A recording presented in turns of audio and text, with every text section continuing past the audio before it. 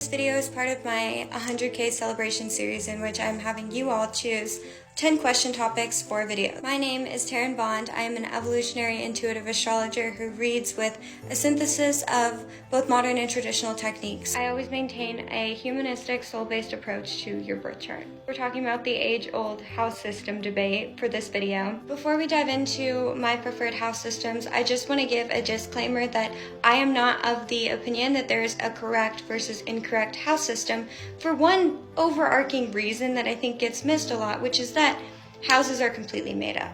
Meaning they are actual astronomical calculations, but there is no fixed object in the sky in which we can say it's either there or it's there. I do recommend everybody to look at your chart with multiple house systems. Do not take my word or someone else's word as gospel as which house system is right. With that said, I personally prefer to use the Placidus house system. I also work with the Koch house system as well as the Porphyry house system. If I had to choose my top two favorites, it would be Placidus and Porphyry. I typically use Porphyry more in my personal practice, but I stick with Placidus because I found it to be very universally applicable and most people are familiar with their charts in Placidus. Whole sign house system always divides your houses into equal parts so that each sign gets exactly 30 degrees in one house. Placidus house system has a lot more room for variation because it changes based off of the distance from equator and the time of year that you were born. Placidus calculates the size of the houses based off of how long the sun was actually in a patch of sky. Because of the fact that most of the places in the world experience different daytime lengths depending on the time of year that it is, Placidus house system usually gives people at least slightly different house sizes. While this is a little bit more complicated and frustrating to read because it's never going to be that all rising signs will have exactly the same house cusps, I personally find the mess of Placidus to make more sense when we consider the